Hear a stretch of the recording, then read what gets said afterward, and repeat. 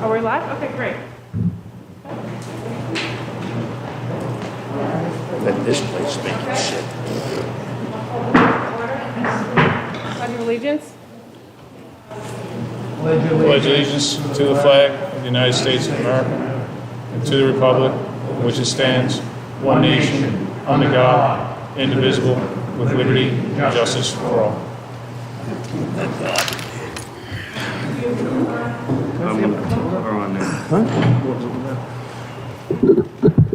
Okay. So this evening, our fearless leader, Mr. Dolan, is unavailable to attend due to personal reasons. So we're going to be conducting the meeting because time is of the essence. We're leading up to the opening of school. We're just getting Dr. Bell's patched in, and Mr. Zachary is not attending, and Mr. Nicolia may be joining us late. We'll see what time he gets here. But thank you. Thank you for coming. And if anyone has questions during new business, Mr. Manzo, Mr. Harrison, Dr. Bells, will be addressing as much as we can. So, Mr. Manzo, since Mr. Dolan's not here, would you like to say anything, or should we just wait for the superintendent's report for our next meeting? Oh, we can wait. We can wait? Okay. Yeah. So what we've decided is we're going to hold a special meeting next Thursday, September 3rd at 8 p.m. To allow Mr. Dolan time to come back in and attend and give us an update. And that works well because our staff will be back September 1st for professional development. So we'll have even more feedback at that point. So I'd like to just advise members of the audience that they may address the board regarding those agenda items after we, but we'll ask you if you have any agenda items, questions after I finish this paragraph. Only those members whose names and addresses are listed on the sign-in sheet prior to the start of the meeting will be recognized during new business. So if anybody would like to address the board, please sign in with Mrs. Rogers. The chairperson will limit discussion to any item, any item by the public to 3 minutes in order for the board to expeditiously conduct its business. So at this point, we are up to the agenda items. Does anybody have any questions on agenda items? I have a question on 910, Mr. President, and there's another one that I was just... Okay, so we're going to take those out of consent, Phil, so let's wait for that. Oh, okay, I'm sorry. Just public comment on agenda items? I got you. Okay. So no public comment? All right, so we'll start with, sorry, 6.1.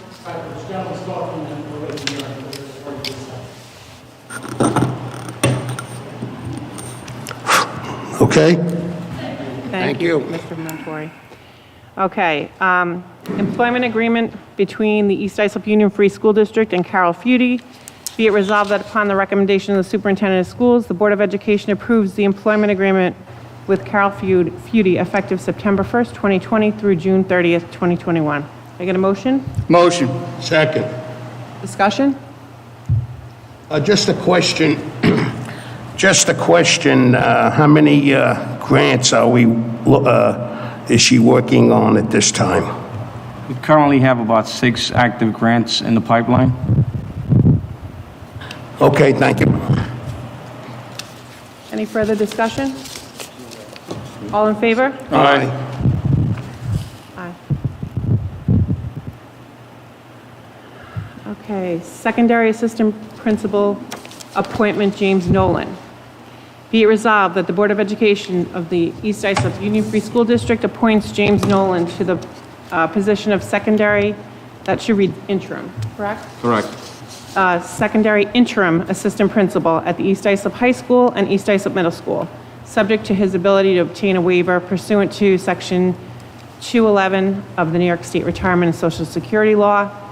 Be it further resolved that the Board of Education of the East Islip Union Free School District authorize the board president and/or superintendent of schools to execute a salary and fringe benefit agreement with Mr. Nolan at the rate of $700 per day, the terms of which have been made known to the Board of Education in executive session, and be it further resolved that the Board of Education of the East Islip Union Free District, as the appointing authority for employees of the school district, hereby designate the president of the Board of Education and/or superintendent of schools to complete an executive and execute any document required by New York State in furtherance of the submission of a waiver to Section 211 of the New York State Retirement and Social Security Law for Mr. Nolan.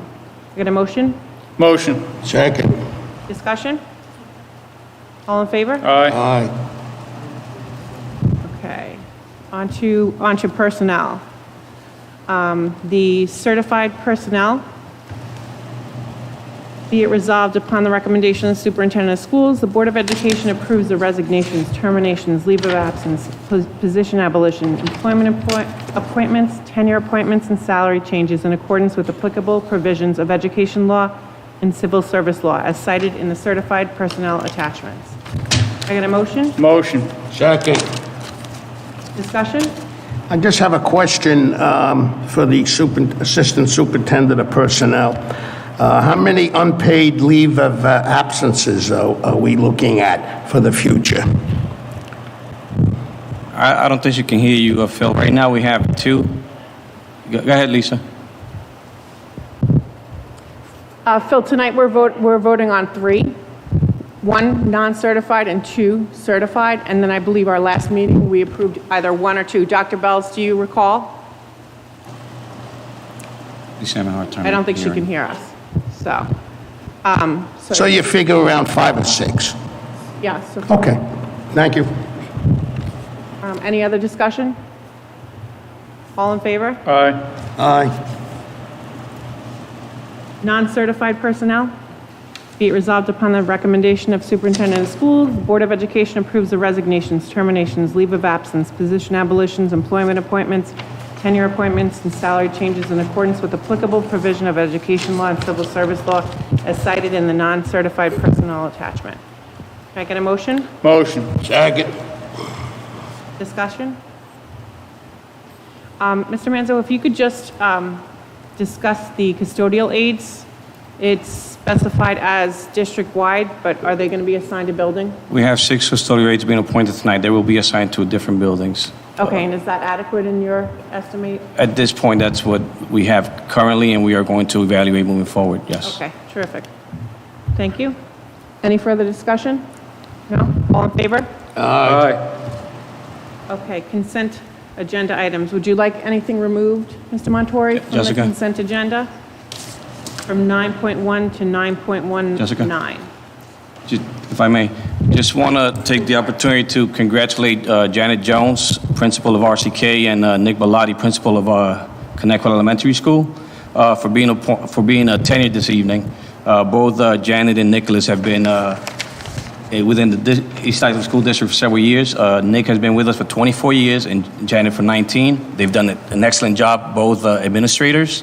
And just want to wish them the best of luck moving forward, and we look forward to continue having them here with us. Thank you. Congratulations to both. I have some questions on 9:10 and 9:16, Ms. President. Okay, so let's discuss those first before we move on to the rest to consent. So 9:10 and 9:16. The extra classroom activity fund, right? No, I'm talking about the universal pre-kindergarten services. Sorry, universal pre-K. And the BOCES. Okay.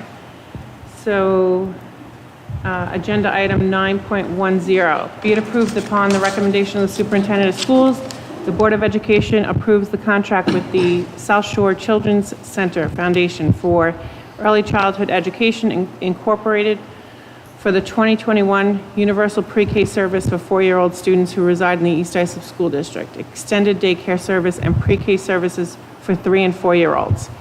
The district may be compensated should social distancing limitation and classroom space allow at a rate of $80 per pre-K student, non-UPK, per month, and $40 per month per student attending the wraparound daycare program. The district receives $9,552.20 for the period of September 2019 to March 13th, 2020. Can I get a motion? Motion. Second. Discussion? Yeah, I just have a question. This is what they're doing now, Steve, that we just went through? This is for the upcoming school year, 2021 school year, starting in September. This is for the coming months, then? Yes, and it's for the Okay. universal pre-K program. So it's the same program that we get from the money from the state to give, to... Yes, it's grant funded. Okay, so we're still gonna have the same amount of kids in there, right? 81 kids, 81. yeah, which is the same amount. Okay, now is there any way that we could put more in there to help the people out in the community? In terms of funding it from the general fund? You're the man with the money. I'm just trying to help the people from the community who, have to go to I work. appreciate that. Right now, the general fund budget does not contain any additional funding for a pre-K program. So it had to be something discussed with the administration and the board if we were going to take that route. And the state won't give us, if we ask, Well, we're in danger of losing 20% of our funding as it is. So there's not additional funds at this time. We've already received payments that have been reduced 20% because of the state problems with their budget. So there doesn't appear to be any additional funding right now for any additional services. Okay, thank you. What other one, Phil? Any further Which other one, discussion? 916? Yeah, 916. 916, BOCES multi-year service agreement for copiers. Be it resolved that upon the recommendation of the superintendent of schools, the Board of Education approve the multi-year service agreement with BOCES to replace copiers in the district office, teacher resource center in all schools, the high school guidance office, and the Timber Point main office. The annual cost for these copiers will be $72,156.67, totaling $288,626.68 for the 4-year agreement. This cost will be included in the BOCES shared service agreement and will be paid from the general fund. I got a motion? Motion. Second. Discussion? I'm just wondering, $288,000, and how many copiers are we getting? 4? No, there's 26 copiers in this agreement. 26? Okay, and the other ones, what, the contract expired? I thought we were going to try to keep this cost down. A couple of years ago, I remember, Steve, that we tried to get, so it's growing into phenomenal numbers again. Not exactly. The annual expense has decreased from approximately $115,000 to $72,000. And this is part of a plan being put in place by Rich Zawazwitz. We've actually not renewed all copiers. As an example, we've, instead of replacing machines that have come off lease, we're just continuing them with maintenance and not a lease arrangement, so that's responsible for the decrease in price. At the same time, we're looking at spearheading a reduction in printers by changing to different types of copiers. So all those things are being in play under this contract. So just to reiterate, there are 26 machines under consideration. We did not renew the monthly lease on a good portion of those. We're just continuing with maintenance costs because the lease has expired.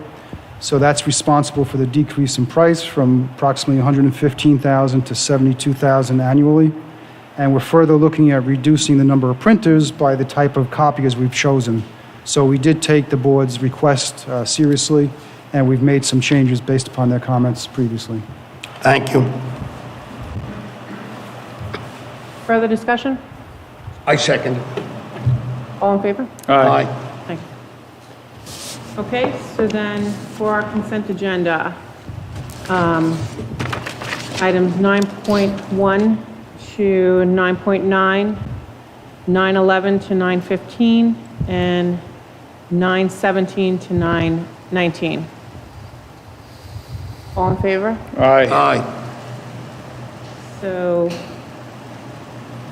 9:20, donation.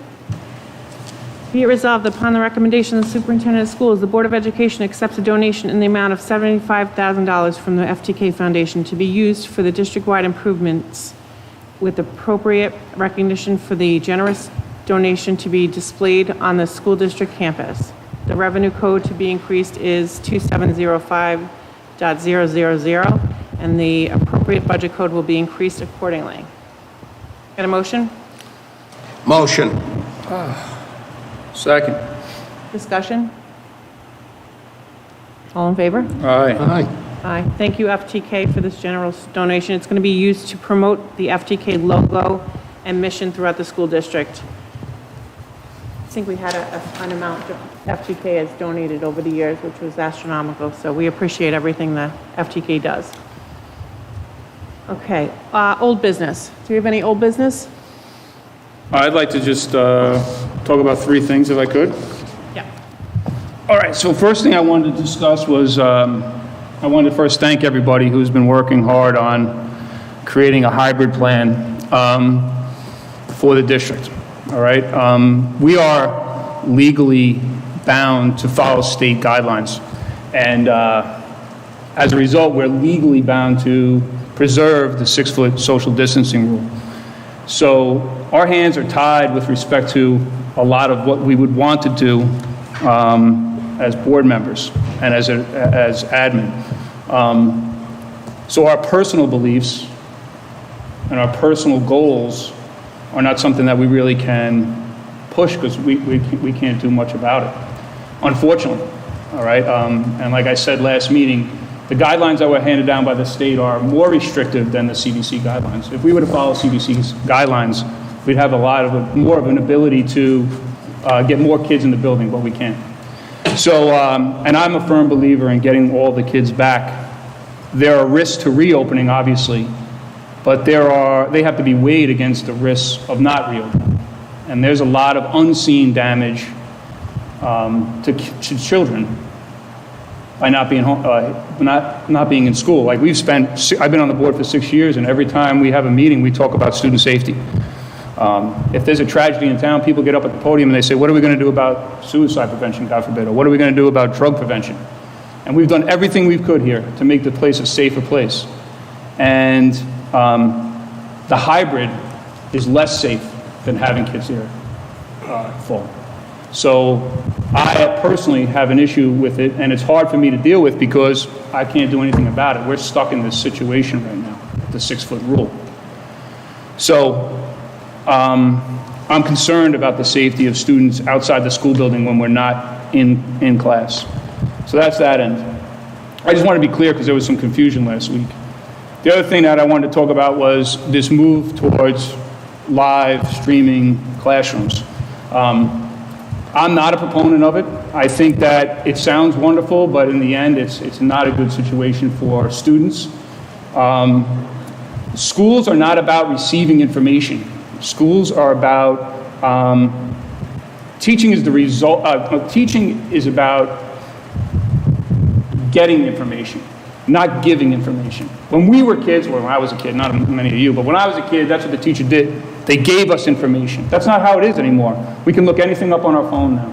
It's about receiving information from students. And one of the things that's going to happen in live streaming is we're going to go back to the old way. And that's not good for kids.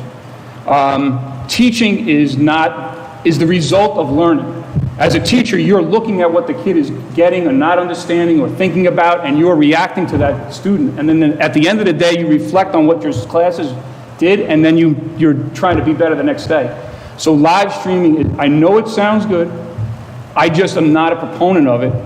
And again, I'm only one voice, as my wife tells me all the time, as I get frustrated with a lot of the things. So I just wanted to let my views be known with respect to that. You know, I think we could do a lot of work with the cameras in the sense of connecting with students, communicating with students, building classroom community, but we don't have to do the instruction part through the cameras. All right, and that's my feeling with respect to that. I think our hybrid plan is excellent with a good mix of all of that. I don't know if it's necessarily needed to change that.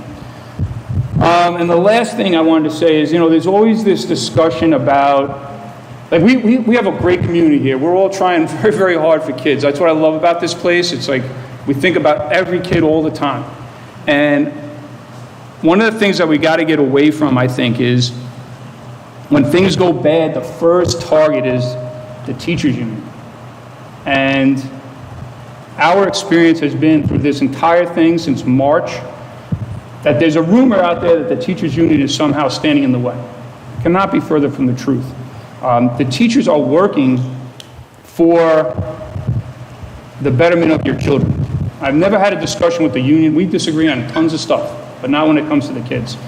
So I don't think it's doing what's best for the kids and doing what's best for the teachers is necessarily mutually exclusive. So I hope that we kind of realize that we're all kind of in this together. We're going to have to be very patient. There's a lot of details that we don't even know about yet that are going to come up as we go through this. It's not what we want to do, it's what we have to do. And it's been a very difficult 3 or 4 weeks since the governor made his decision. So that's it. I just wanted to get that off my chest because it's been eating at it, Thank you. as everyone knows on the board and Mr. administration. Montori, do you have anything you'd like to get off your chest?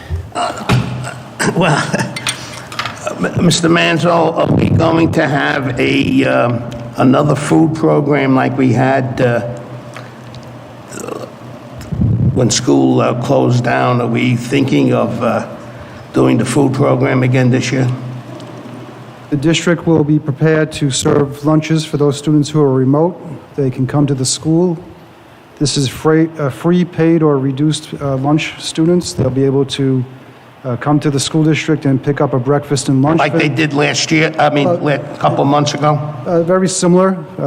What's different here is that those students who are those students that pay for lunch would have to pay for lunch throughout the school year, which is different from last year. Everybody received a meal without a charge during the closure last year. But now that school's back in session, those students who are paid students have to pay for their lunches. Free and reduced will be provided free.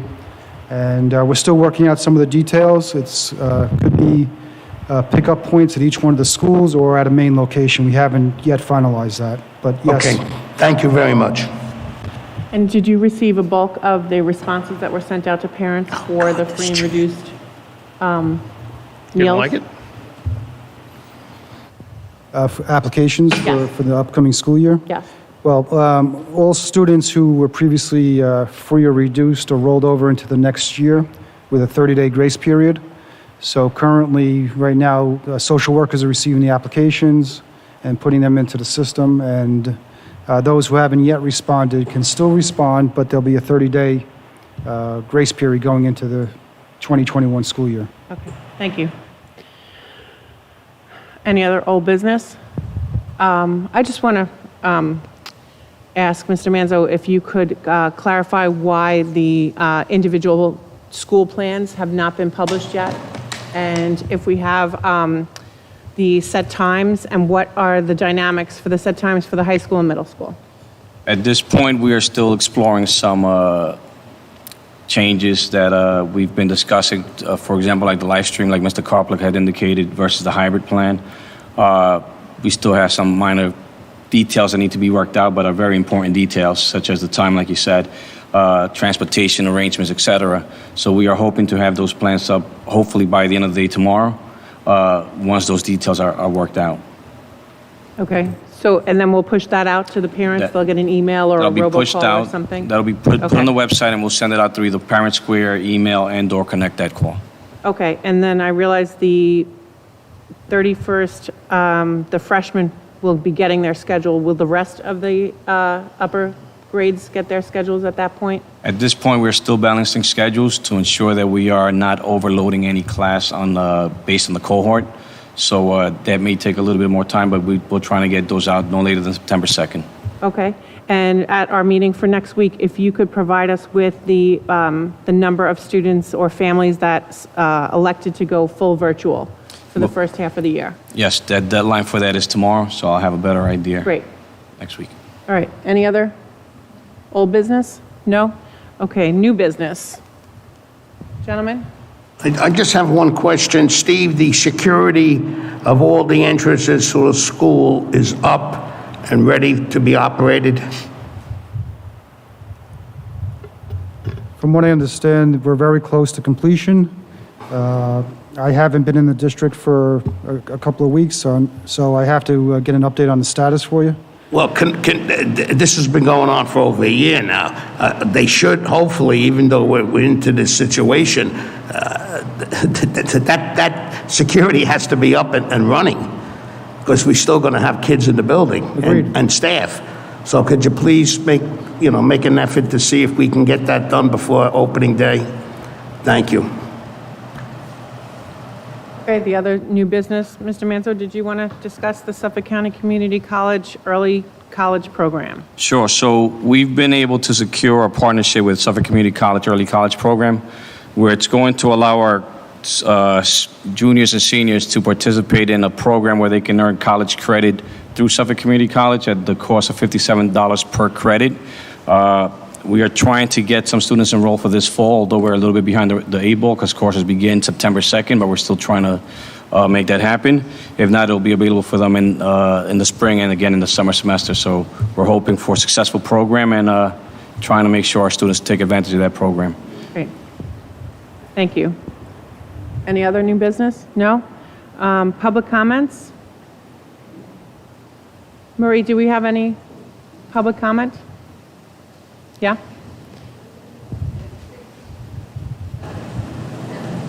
Seven.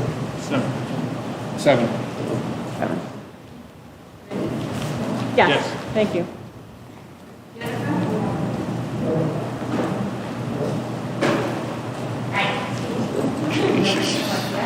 Yes. Hi, good evening. I'm glad Mr. Manzo's here because I had a lengthy conversation with him yesterday. This is in regards to overcrowding of the classroom. My daughter is a junior, and she was scheduled to take AP Chemistry as a second class was AP Biology. I got notification 3 days ago that my daughter is number 4 on a wait list of the AP Chemistry. Now, there is only 4 kids. It is random. It is not by merit. It is not by teacher recommendation. It's basically how the class fell into their schedule. In return, I have notified Mr. Dolan, have received no return phone call, have sent 2 emails. Mr. Manzo returned his phone call. My daughter was waitlisted for her second class as well, so she is not able to get into AP Chemistry or AP Biology, and she's at the end of both lists. Nobody can tell me why she's at the end of the list. So if a kid drops out, she's number 4, so there's 4 kids on the wait list. And these kids took honors to get into this class, did the summer project, and gave me 3 days. 3 days ago, not months ago, 3 days ago. And she's going for a capstone degree, and now she has to take an extra AP her senior year. So I would like to know, how were these children chosen, and how were they placed on that wait list? Because nobody will answer me. Nobody will call me.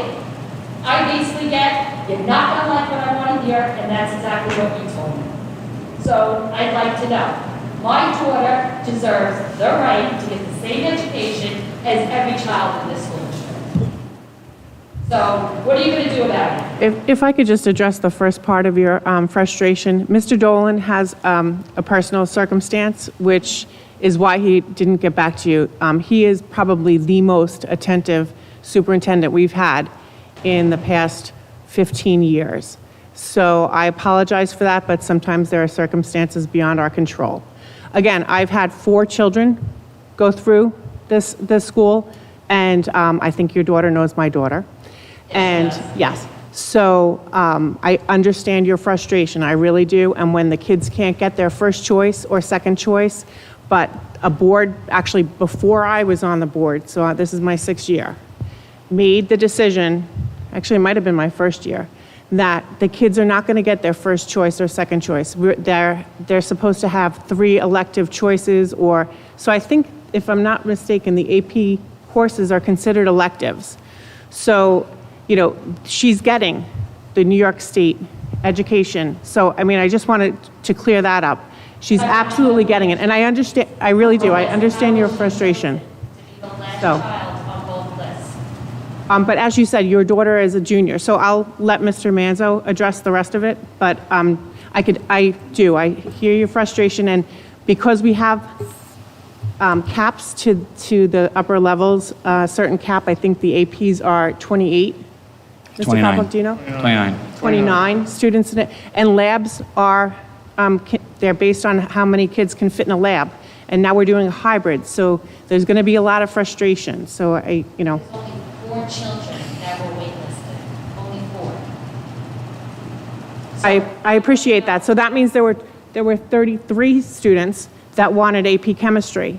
And I'm sure you've already realized, if you have older kids, the first 2 weeks, students changed their schedule. They realized that maybe this is too demanding. I can't handle 4 AP classes.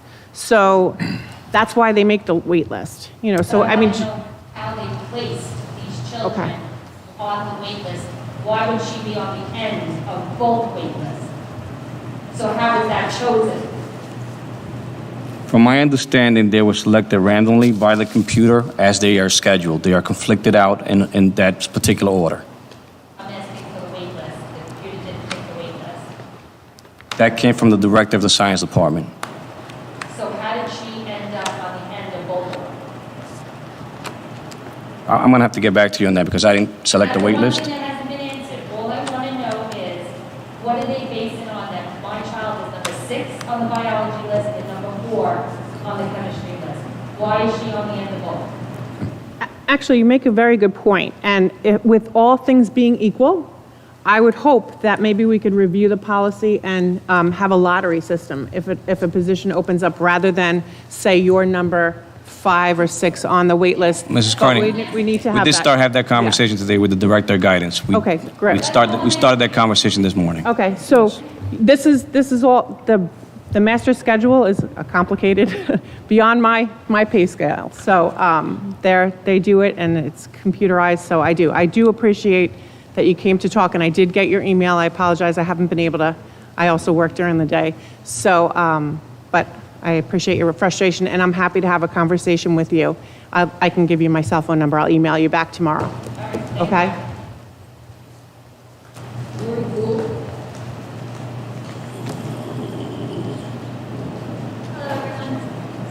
I have a 4th and 5th career going to JFK.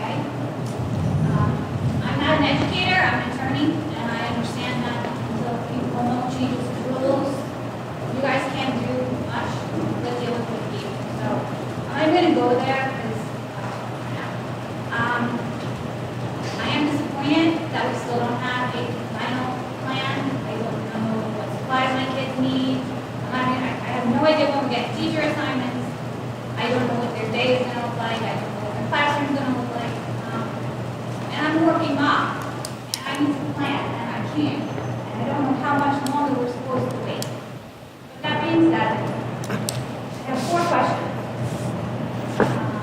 These misters that they're using for disinfectant, what's in them? And when are they being used? I assume it's when the kids are gone for the day, because I don't remember reading that in during the day. So are we using misters, and what's going in them, and when are they being used? Chromebooks, I know we were hoping to get them. I can't rely on hope. I gotta go buy laptops for my girls if they need them. When are they coming in? When? October, November, half time idea. The time change, I know that was on the website, then it got taken off the website. What is the point of the half an hour earlier? What's the rationale behind that? Because I know a lot of districts have 6.5 hours of school. We only have 6 as it is, so now we're taking another an hour away from the kids. Okay. Good questions. All right, actually, do you want to take the Chromebooks and the misters, Mr. Harrison? Both the laptops and the Chromebooks have been on order. We're expecting both shipments by the 3rd week of September. That's the latest update as of today. Misters are being purchased for use. We're still developing our protocols for those uses. But the thought is to, yes, do some cleaning during the school day to ensure disinfecting and cleaning of the different areas in the buildings. I understand that the chemicals in these misters are the same that are used already by the district. It's just a different modality to apply the chemicals. Not like sir, because the mister is throwing that into the air, and I'm not a chemist. But I assume, as opposed to a surface cleaner, it's in the air and It's being applied to the surfaces. It's not being dispersed into the air. misters don't mix.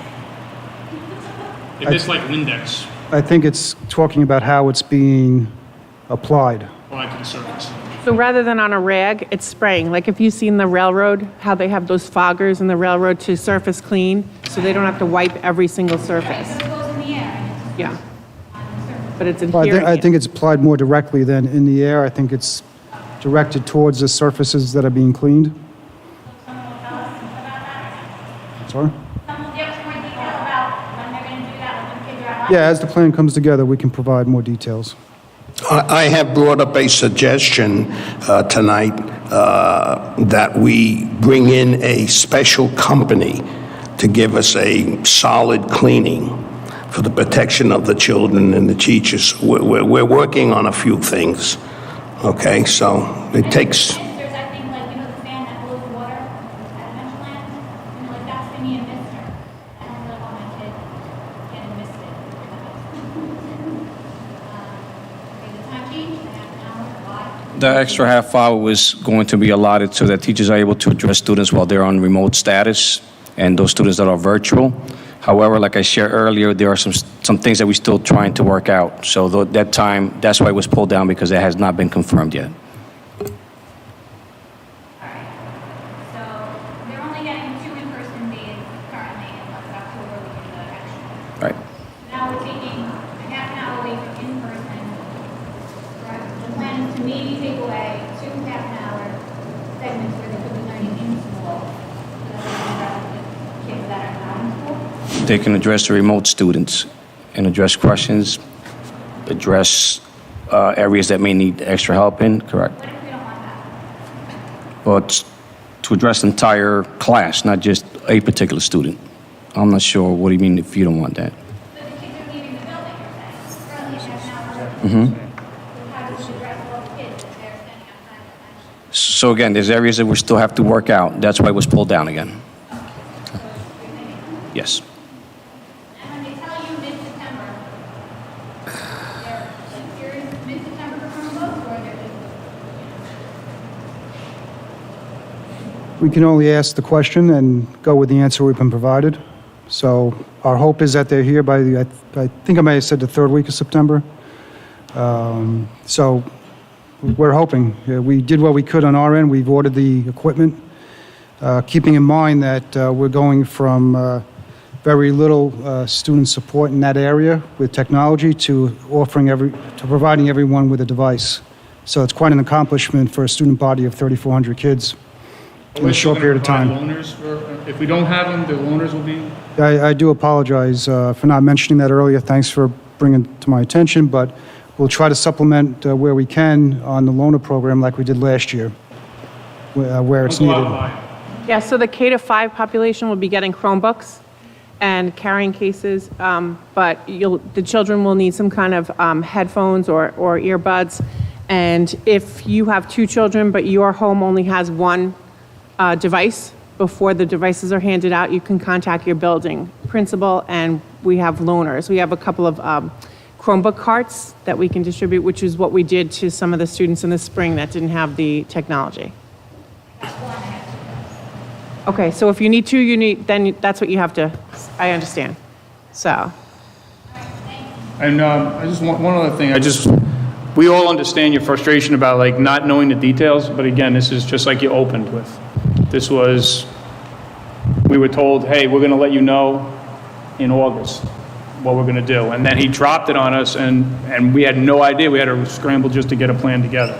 So it's like, we're working out the details because things just were dropped on us. I guess what's frustrating is that I never anticipated that he would actually give the school's direction. And he didn't really. And he didn't, but we needed to be prepared before. We had a preliminary plan. We had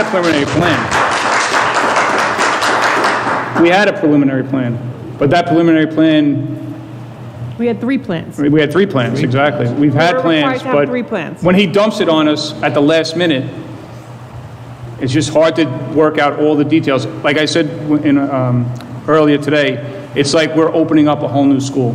Every single thing about the school is different. And we're trying to figure out how we're going to get this all done. And we understand we're running up against the clock. It's been as frustrating for you as us. Thank you.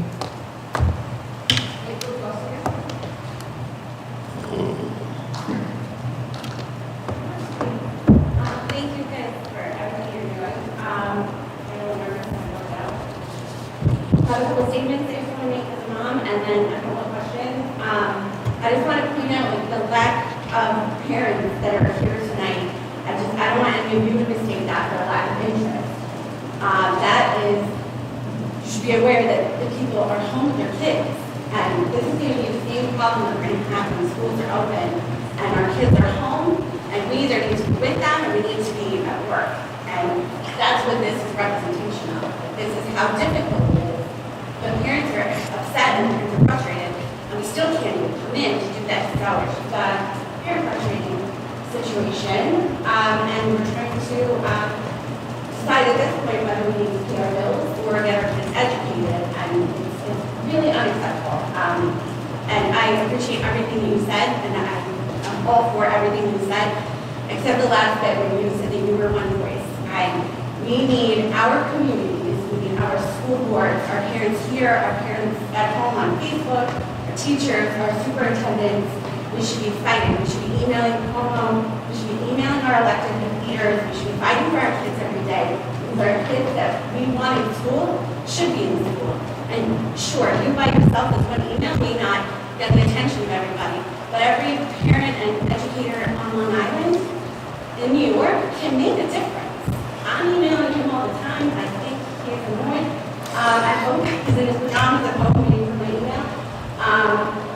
And also, I'd like to know what we are following as parents. Are we following the CDC recommendations? Are we following COMO, DOH, the Board of Education, Department of Education? Who should we be following as parents? Who's making these decisions for us? Who's making these decisions? Because and we're following him. The CDC's recommendations are actually way less strict than his. So who are we listening to? And then my other question is, what will our children's virtual day look like? Are they going to be sitting home on a computer for 5 to 6 hours? And especially if the Chromebooks are not available until late September, you know, if that's the possible scenario, what are they doing during that day? If we are able to do that. Again, thank you. I really appreciate it. Yeah. Really, really, really frustrated. Just so you know, I tweet to Andrew Cuomo regularly my frustration. Yeah, tweet, email. You know, I encourage other people to reach out to him as well as our other elected officials. And Mr. Karpluk makes a very good point that the kids are now separated on those off days and exposed to other things if they're not home. So, you know, it's beyond our control. What we have to do is we have to regain our local control, but we can't. We have to follow state ed and Cuomo's guidelines, which may or may not contradict CDC to some extent. I'll give you an example. In gym, the kids can't play soccer because they have to be 12 feet apart, but yet he said, oh, let the kids play varsity and middle school soccer. So we're getting a lot of contradicting, and we're trying to just make as many local control decisions that we can, but overall, he holds the purse strings for the state aid, and he can also say, I've gotten so many complaints, and East Islip needs to go virtual. So that's our fear. We want to gradually transition, which September is going to be a transition. Just like we had an abrupt stop, we can't just have an abrupt start.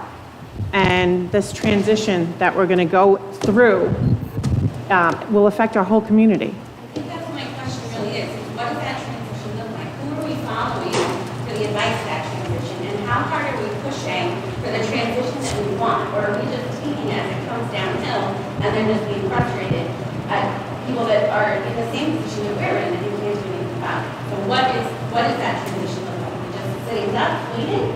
Or are we really trying to make a move as a community and pushing for the education we want for our kids? Bill? As a Board of Ed, you're saying? As a school district, we've tried within the confines of the 6-foot social distancing rule and within the confines of our building space, our attempt was to try to lessen the inconsistencies. That's why I believe the hybrid is our best option. People know as a hybrid option. I hate the hybrid. Just like a lesser of all evils. Right, but our hybrid at least gives some people this cohort going this time throughout the entire district so that parents know that that's when my kids are going to be in school, and then this is when the kids are going to be out of school. And that's why we designed it that way. You know, there are districts that the cohorts switch between grades, and we wanted to try to eliminate that as best we could. But again, you know, we're bound by these rules that obviously none of us really agree with. It's a hard pill to swallow. No, we need to push back. That's my big thing, is we all need to be pushing back for what we want rather than feeling like we've elected these people and we need to tell them what we want. Our kids. I agree. Thank you. And as far as the virtual day, we'll have more clarity with that, tomorrow to some extent, and then as September progresses, we'll have more clarity with that also. A lot of the we don't know yet. So you can see how, and I'm sure you're all as parents too, like, we're trying to plan our lives and work on that. We need to have some concrete something. We don't even know what time the school day starts. Like, that's a big, like, we need something that keeps for the love of God. Something. We will. I appreciate it. Thank you. Thank you. This name I can't read. Is it PAT?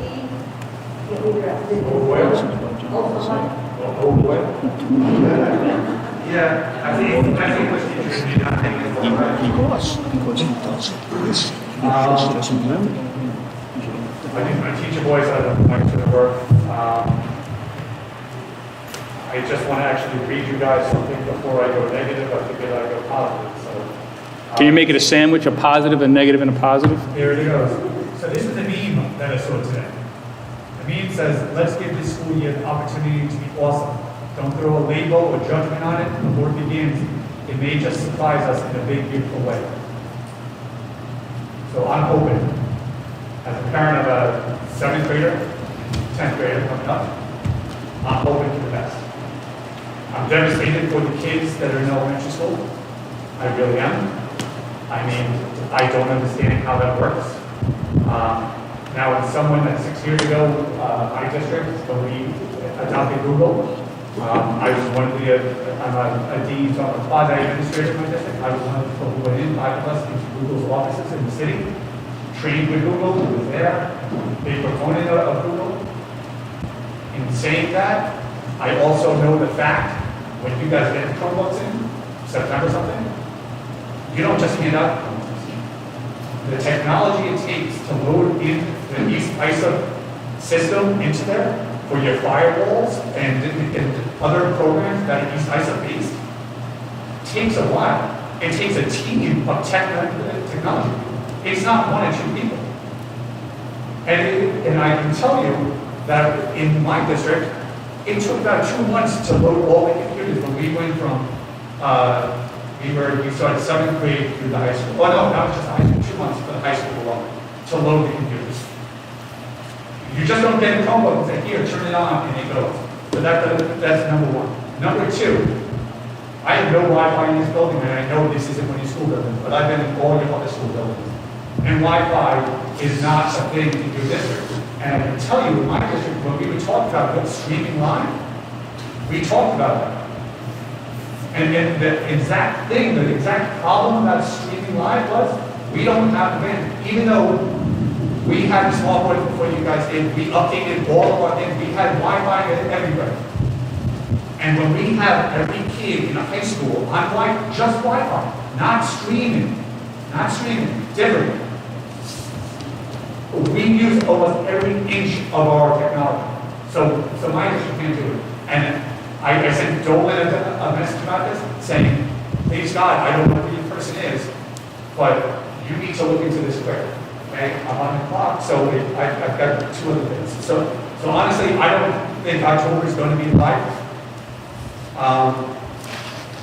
Wi-Fi, the plan you said we talk about next week. I'm hoping there's an orientation not just for ninth graders, but for the kids. My daughter's going to seventh grade, so here's my personal part. You know how sixth graders in the middle school stay in one area of the school, basically? She goes, Daddy, how am I going to find my class? She was nervous about that. So I don't know if there can be orientation for them. And then the security issue, which I just put down because you brought this up. I'm actually a little bit frustrated with your answer about security. And I'm going to tell you why. Because I don't know how you get the kids into the building, but I've read probably 15 different district plans in Suffolk County. Like I'm not the punishment over the summer. But I've read them, and almost every single one of them requires so many different doors, entryways into the building. It's not just all kids coming in the same entrance. They have to go to space them out. If it's a pouring rainy day, you're not going to have kids just standing outside, but they have to be 6 feet apart. So you have to have multiple entrances, which means we have to have multiple security everywhere. Okay, so actually, I'll start. Wait, and last thing is, you said it. Oh, wait, actually, this is it. Also, look into other districts, and I need to point you out right now. Other districts yesterday, I took me 3 of them if you want me to, and I can say 5 of them, that banned gators. It was the Duke University study that came out 2 weeks ago that explains how gators actually, but this is Duke, you can look it up. The American Academy of Pediatrics. Yeah, I've read it too.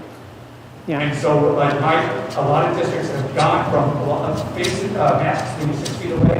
You can take off the masks. Now they're saying no, masks need to be on all the time. And also that the gators are no good, and also the ones with that little valve. You know the one that looks Yes. like, oh, that's good. And the reason being, I can tell you what the gator is because they're so thin. So if you sneeze, it breaks up your particles and it spreads them out further.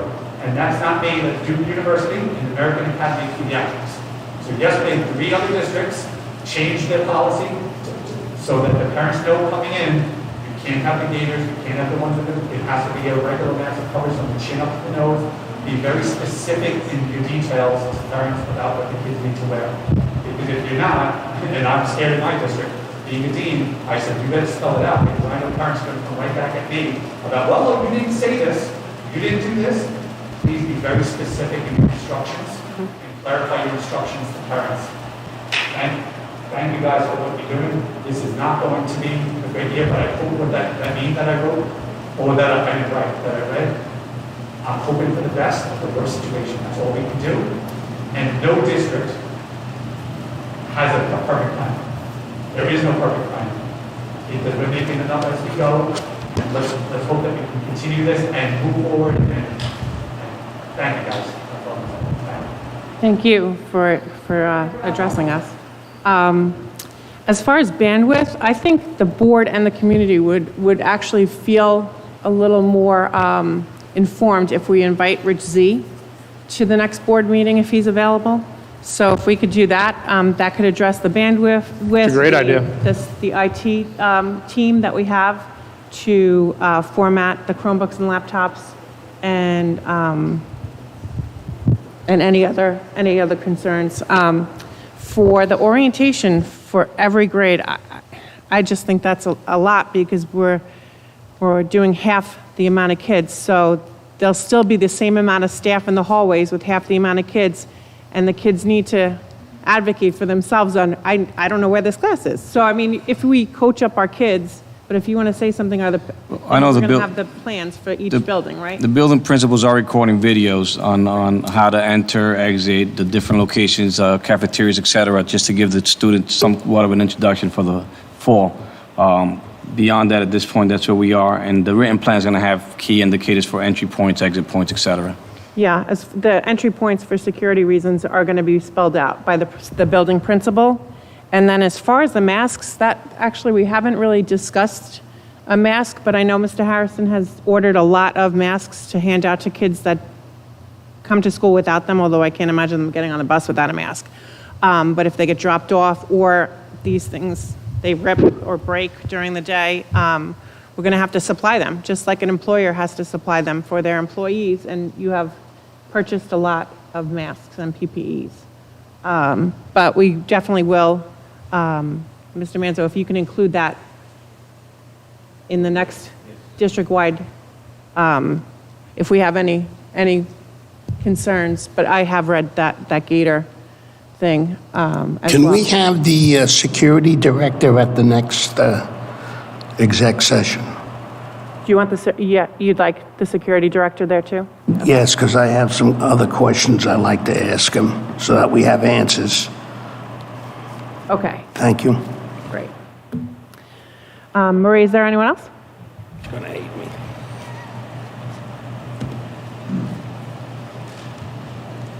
Good evening. Hi, my name is Alana. My son's name is Jack. He is going to be a third grader. This is my first Board of Education meeting. Like I said before, it's hard for us to get here. They're important. We have responsibilities. But you're going to be seeing my face a lot because I am very unhappy. I moved here 5 years ago after losing my husband, my fiance at the time, when my son was 18 months old. I built myself back up as a single mother, and I found a place where I could afford to live, where I could send my son to a good school. That was the most important thing to me. It's the most important thing to many parents here. I lived here because I wanted my son to get an East Islip education. And I am disgusted with the lack of responsibility and the lack of planning that has happened. The full-time reopening plan that was submitted to the governor, as far as I know, was rejected because he requested a waiver to the 6-foot social distancing. As we stated before, whether the parents want 6-foot distancing, whether we want masks, whether the administration wants them or not, it is required. It is not your decision to make. It is required that 6-foot social distancing happens if you want kids back to classroom. We have the space. We have the money. You say that we don't have the staff. Okay, we don't have the staff. Hire teachers. Hire staff. Work with the teachers union to make that happen. We have the infrastructure set up to hire teachers temporarily. We do. We have maternity leave. We have disability leave. It is not impossible. Mr. Karpov, you said that you can't do anything about it. 6-foot distancing.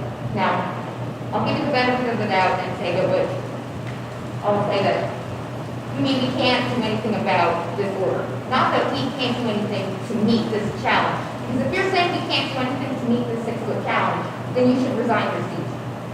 We can do something. To blame on the governor to say, oh, well, he only gave us information a few weeks ago. This pandemic started in the spring. And Mr. Dolan, who is not here, I thank him for taking responsibility. He has admitted he did not act correctly. He has said that if he could go back in time, he would do it differently. So what are we doing differently right now? Because what I am seeing is that we are waiting for things to go back to normal. If 6-foot distancing is the standard, whether we like it or not, we need to make that happen. I am not seeing any plan to make that happen. I'm not seeing any creative ideas. We have the involved community, we have the money, we have the space, we do. You can say it all you want that we don't have space, but one thing suburban schools have is space. I don't want to hear any more excuses. I don't want to hear any more shifting of blame to the governor or to this agency or that agency. I know that the teachers want a successful school year as much as the students do, as much as the administration does. We need to support the teachers. If they're going to be doing virtual learning, that's not equivalent to a live stream. A video camera of a teacher teaching is not a teacher teaching. A teacher can't be in the classroom and teaching the student while at the same time crafting virtual content and attending the students at home. Thank you. It is not right for the teachers. It's not right for the students. You need to give them the time and the space and the resources to actually craft virtual instruction. Because we don't know. We don't know what's going to happen in 6 months. We might be all back home. And if we are not planning now, we should start planning in the spring for how we use fully virtual teachers. The teachers need to be at the forefront of this. And so I have a lot of questions you can imagine, but my two biggest ones are, why are we not looking into hiring more teachers? And why are we not supporting the teachers to teach virtual?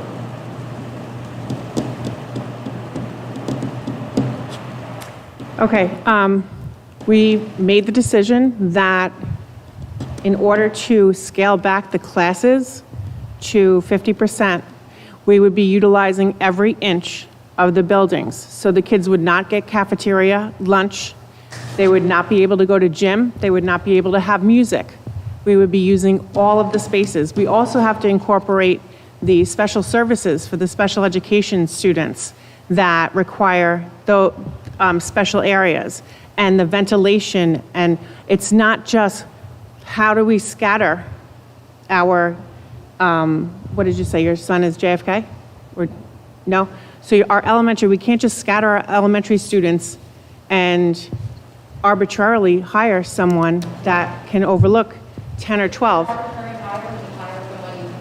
No, that's what I'm saying. We're trying to fill openings. We're absolutely trying to fill openings that we have. So in order to then expand our elementary class by, our elementary teachers by twice as much, they're going to lose the math, and they're going to lose the music and the art, and we're going to be scaled back to the absolute minimum. I'd rather have my son in school with a teacher and with his students and not have music and art and extracurriculars. I don't want that decision to be up to the teachers and the parents and not the administrators. I understand what you're saying, that there's a decision that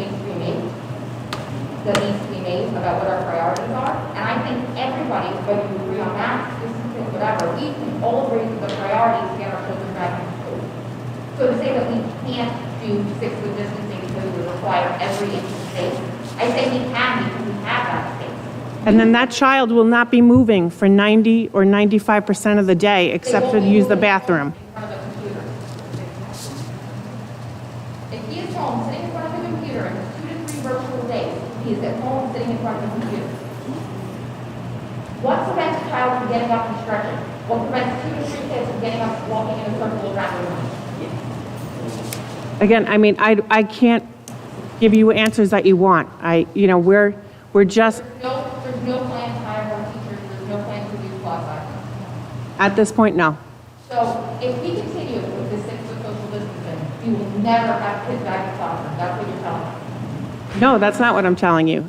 I'm telling you, these are the parameters that we have to meet now, and we're discussing as we evolve. If this is going to be the new normal, you're right. We absolutely have to figure out the best available, to social distance. But we've had this conversation before in the open mics that we're used to teaching our kindergarten kids how to share and make friends. And now we're telling them, don't let anybody touch your pencil, and don't get 6 feet close, don't get any closer than 6 feet to Johnny. It's not about whether we like it or not. I know. I'm here to discuss our personal feelings on it. I'm here to discuss if there's a standard that's been set in order to get the kids in the classroom. And it is the district's responsibility to meet that standard so that all our kids can be in the classroom. And you're saying that we will not hire more teachers and we will not reduce class size. Today, we are not hiring more teachers. So then what is your plan for virtual teaching besides monitoring? The plan will be disseminated this week by the, You have had since March. I'm sorry, I'm on the board. I don't make the plan. The educators make the plan, the administrators make the plan. Apparently anybody who is there for him in case he has to delegate. People have personal emergencies that happen all the time. Talk about a plan.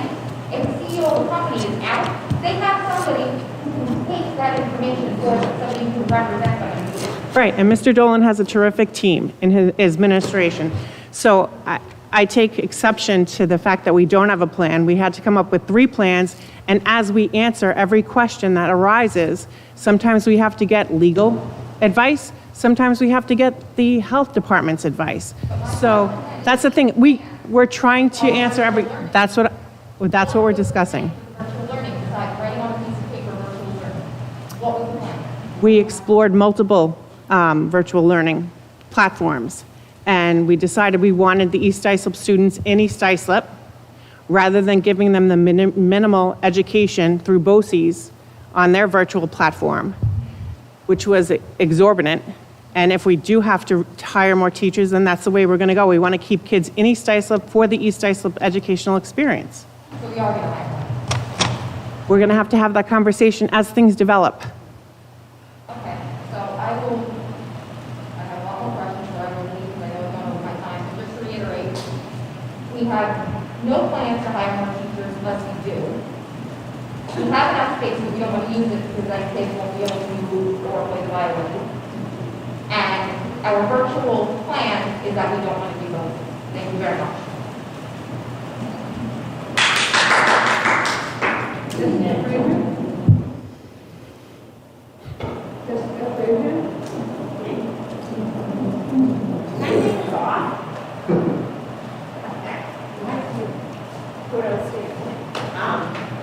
I have been in touch with Paula on numerous times this whole time, along with her, completely and utterly disgusted and disappointed in every single one of the East Islip board members. No, I can't hear you. I'm sorry. I said I'm utterly disgusted and disappointed. Okay, thank you. It wasn't, that's why I couldn't hear anybody back there the whole time. Your audio was terrible. Your audio was terrible. I haven't heard a word of it. I haven't either, but the mic wasn't on, so that's probably why. Completely disappointed in our board, our principals. You didn't talk to the educators. I know that for a fact. I know I've been in this district. My oldest is 19 years old. That the teachers were not even asked what they thought. They were not asked about creativity, how to make any kind of full day or better kind of plan. They weren't asked how to run their classroom after you give them their orders of how they're supposed to do it. I know you're kind of like held to the chains by King Cuomo, but I'm tired of the excuse that we don't have the money. It's not in the budget. After we got a $59 million bond from the state, we can't skim anything off the top of that. You're talking about buying $72,000 worth of copy machines. Really? Like that's what we're going to do with our money? Because I'm pretty sure that all of us pay the taxes here. And yeah, we pay for our ink. It's absolutely like a disgrace. I'm like shaking because like our kids are at stake here. You want them to stay home and get taught. And I know that King Cuomo only gave his like a couple weeks ago, but you had since pretty much the whole summer to come up with a plan, and you didn't even think about it until he said his rule. And then Dolan submitted a plan that was not even acceptable to what his guidelines were. He just like, whatever, we'll just send this in and hope to God he doesn't read it. Really? I'm sorry, but for me, that's not good enough. That's not good enough for their children. It's not good enough for your children or your grandchildren or your children or my children. I have 5 of them. They've all gone through this district, and everybody knows. I'm pretty sure they probably all know me, but I'm so disappointed. And the only thing that Dolan ever comments about is money. It's all about, it's not in the budget. And to me, I'm sorry, but that is not good enough for my children or anybody's children. Thank you for your comment. I'm not sure if I'm done yet, but yeah, I had to take a Okay, breather. but thank you for your comment. I do understand your frustration. I'm tired of hearing like all night. I'm all sorry, night. but all that's- night. All night. that's So like, I the hear best it. I I'm can do tired for of, you. I hear your frustration. Do you though? Yes, I do. I'm a working parent. And Okay. my husband is currently unemployed. So yes, I do. And I have 4 kids, and one is a senior this year. Okay, and So you- I go home to it, and I'm living it too. So all of us have our own struggle. So you have to remember that. I totally understand that. But what I'm saying is every time I've spoken to Dolan and walked into his office and had conversations with him, because I guess I'm the one that marched in there with my 3 children when no one else wanted to get off Facebook and say anything, that walked in there and asked him, and his first word was, it's not in the budget. Well, maybe then he should take a pay cut, or maybe anybody else should take a pay freeze. If the teachers want their kids in class, maybe they should take a pay freeze, because I'm like so sick and tired of hearing the budget, budget, budget. Maybe next time we'll all just vote the budget down, and then everyone will have no job. Okay, if I could clarify, the capital bond project was approved by the community, and we're under New York State guidelines and Okay. New York State law that we can only use that money for New York capital projects. New York State Education also passed a $1.2 billion CARES Act for school districts to reach out and ask for more money for emergency funds to deal with this situation. So what happened to that money? Our business. I'm pretty sure Mr. Dolan maybe have gotten a raise in July. No, Yeah. I didn't. The district's been allocated $168,000 under the CARES Act, which actually supplanted prior funding by the state. So our previous state aid number was X. They subtracted Y, which was given back under the CARES Act. So actually now they've targeted that money as part of the original budget for specific CARES Act expenditures, again totaling $168,000. Okay, and then again, Mr. Montori wants to hire professional cleaners to come in and clean the schools. I just feel like it's a misuse of allocating funds to me. Copy machines, misters, I don't know, professional cleaners. This is like really ridiculous. And the fact that there is no plan completely in place, that we only have a draft. No one has any clue in the community what time school starts, when it's starting, if it's starting. I don't know. I have 5 kids at home, 3 are crying because they don't know what's going on. They don't know if they're going back to school. They want to see their friends. It's not acceptable. Completely not acceptable. And again, there's not a damn answer.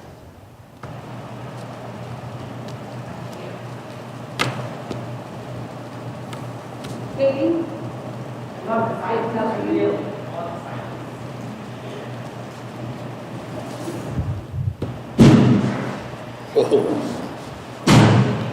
I know the Board of Ed, Mr. Dolan, administration, principals, everyone is working to coordinate everything in this very fluid environment. I understand there are many challenges and logistics, many of which as a parent I probably can't even begin to comprehend. When the hybrid model was first presented, we were told there would not be live instruction because you didn't want the kids staring at the computer for 6 to 7 hours a day. The hybrid model permits for flexibility in the schedule and would allow families to have time to adjust. Many families, single parents, households with 2 working parents, started making arrangements for daycare, changing work schedules, etc. I, for one, was relieved to know that on Thursday, I would not have to rely on my 72-year-old mother-in-law to help my kindergarten student with live synchronous instruction, and that I could do his schoolwork with him when I got home. Any flexibility provided by the first hybrid plan has now been taken away. There's no way of making every parent in the district happy. I think the original plan proposed with Mondays alternating is a great compromise. Preparing all for the virtual instruction that is most likely to arise. And I understand the move to virtual live streaming was probably made to provide more consistent, structured education to the secondary students that are more apt to work independently and without so much support. But this is not a one-size-fits-all plan. What is going to be expected from older students cannot be expected from our primary learners. As a parent, I can tell you the largest challenge is lack of communication and lack of definitive details. There have been impending deadlines given to the parents regarding surveys, before and after care. However, the deadlines promised to us have not been followed. If any of these plans are going to work, we need to have mutual respect for one another, and the sharing of information has to be reciprocated. For example, we still have no supply lists, no information about truncated schedules for synchronous days, no hours for the schools, we don't know who the teachers are, we have no sample of what virtual live synchronous days will look like. When can we expect some of the details? We want dates. The election day in November, are the kids going to school or not? One calendar says they are, one calendar says they're not. If Chromebooks are not available until mid-September, then the goal of virtual days in September, as far as working out the kinks, is not going to be achieved. Many kids may need to learn how to operate and utilize them. How will live streaming work? Most of the social component has already been taken away.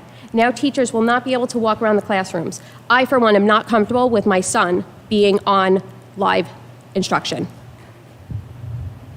When can we get some final details? We deserve dates. As parents, we deserve dates. As taxpayers, we deserve dates. Can I just ask a question? Did you do any of the surveys?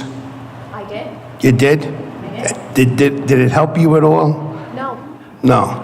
Okay. No, because I was there at a couple surveys and it was the same questions, but I was just wondering, the surveys did nothing then?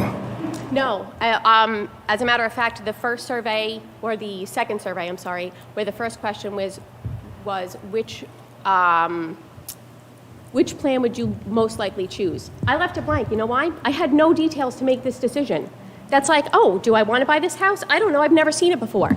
You can't make decisions for your children, for your household, without the right information or some details to make an educated decision for your children. There's no right decision. There's no right plan. I get confused. I'm hearing all this, and obviously I have my grandchildren that's involved in it. But at the survey, I thought things were going okay.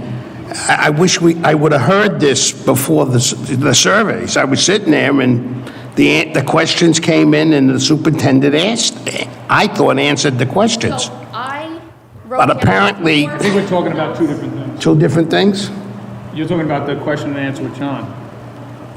which should have been part of this, right? Sorry, well, what was he? I thought Mr. Montori was talking about the questions and answers with Mr. Dolan. Did So- you receive the answers at that, as opposed to the So surveys, I the online took surveys? 4 pages worth of notes from the elementary town hall. This is now my Board of Ed book. I took 4 pages of notes. I posted 3 questions, none of which were addressed. We kept hearing the same answers over and over again. I don't know if there was somebody moderating or reviewing the questions, but at that point, the questions that were repeat should have been deleted so that we could actually move on to other questions. So that was another source of frustration, but that's neither here nor there. At this point, we have some sort of a plan with little to no details. When are we getting those so we can start moving forward? Because obviously the plan's not changing. I don't like the plan. I think hybrid is probably the best of all scenarios. I don't think K to 5 or even K to 2 for that matter, this is not one size fits all. You cannot put the same expectations of a kindergartner, first grader, second grader to do virtual instruction 3 days a week, live instruction as and expect the same thing from them and a high schooler. When can we get some more details so that we can plan some sort of something for our households?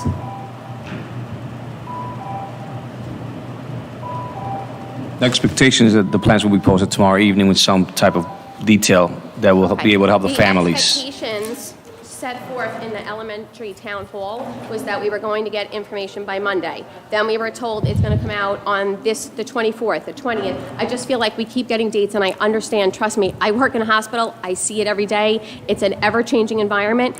We need details, please. I'm begging you, as a parent, please. Plans will be posted tomorrow evening with as much detail as possible. And what's going on with the hours? People put in for before and after care based on the school's hours. There was a deadline for the aftercare, there was a lottery, and now there's a half-hour change. A half-hour change makes a difference as to whether or not I should have put in for the aftercare.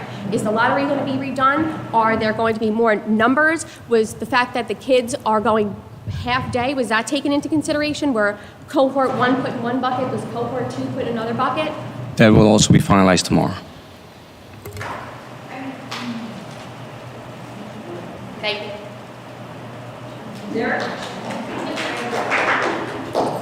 This is getting bad. This is ridiculous. Thank you for giving me a moment to. I have 3 things that I just wanted to bring up. The first being to piggyback off of you with the live streaming. My daughter is in first grade, and I think just the more voices that say it, maybe it'll become more of a groundswell. It's inappropriate for most of the kids to spend a large portion. Half of their yearly education will be sitting in front of a computer, being a spectator to other kids' education while they're sitting there. What happens to the kids who can't stream on that given day? Are they being held responsible? Is the curriculum continuing on? So when they come in, now they've fallen behind because mom and dad had to work, grandma had to bring them somewhere else, so they missed that lesson. What will happen if the computers that are filming the teacher in the instruction for the students at home breaks down? Where will the teacher then give their attention? Do they continue teaching because our kids are only sitting in front of them for 2 days out of 5 days? Or do they stop and say, let me fix this computer glitch right now, and nobody gets anything? We should be planning for the computers are going to crash. I'm sure they are, because that happens all the time. Anytime you go out and you really need to use your iPhone, you can't get data. You can't do this. It happens all the time. So I'm wondering what the plan for the district is if and when this happens. who gets shafted? The kids who are sitting there in front of them or the kids who are at home who need that lesson to keep up so when they go to school, they can continue? My next point is just to be a voice for a lot of people that I hear out there talking about the lack of concise messages that we're getting as parents. As a working parent, the lack of information coming in, piecemeal as it comes in, is very hard to plan around. Some examples are, we were told that the principals would be given a message, I believe yesterday it should have been out, and when we called the school today, the secretary actually chuckled when my wife said, "Hey, what about that message?" She actually laughed out loud and said, "Yeah, I'm not sure about that." And now we're hearing tomorrow, maybe, as much as we can get out. That doesn't help the working parent very much, though. When we're sitting here saying, oh my God, if you are lucky, you have a boss who will work with you. What if you don't?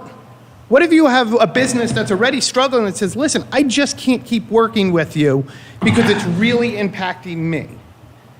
Before and after care, we were told, submit your applications by the 14th. It took them over a week and a half to tell the people who did get in that they got in, and unfortunately the people who did not, that they didn't. It would seem to me that they should have done that Monday. On Friday, you have till Friday. Now we have all the names. Let's draw them to give everybody as much time as possible. Unfortunately, you don't have before care. You don't have after care. Please find other alternative solutions. But instead, they waited 7 or 8 days while parents were just left in the dark. Like, when are they doing it? Nobody knew. When are we going to find out? Nobody knew. Let's just hope it's this week. That's just not okay for the community of workers to be sitting there saying, I just hope it's sometime soon. That's 8 days that somebody right now is saying, if I would have known 8 days ago, this option was there. The daycare now filled up. Now I'm on a waiting list. It really feels like the parents are not given a priority, and a lot of the messages are being given just to pacify people in that moment. To say, okay, you know what you want to hear? You want to hear that there's going to be a principal message on Thursday. So there you go. Are you happy now? Good, because now you're not going to complain till Thursday. And no offense when I hear tomorrow it will be there with as much detail. The lack of certainty in that is very troublesome for everybody who's counting on these messages. Like I just heard somebody mention that now maybe they didn't put in for aftercare. This shouldn't be being decided right now. We should have known this, like always planned for the worst, which brings me to the last thing I wanted to, looking forward, the instruction for going forward. What is being done? I know you had said, if this is the new normal, then we'll make that. We should be planning that it is.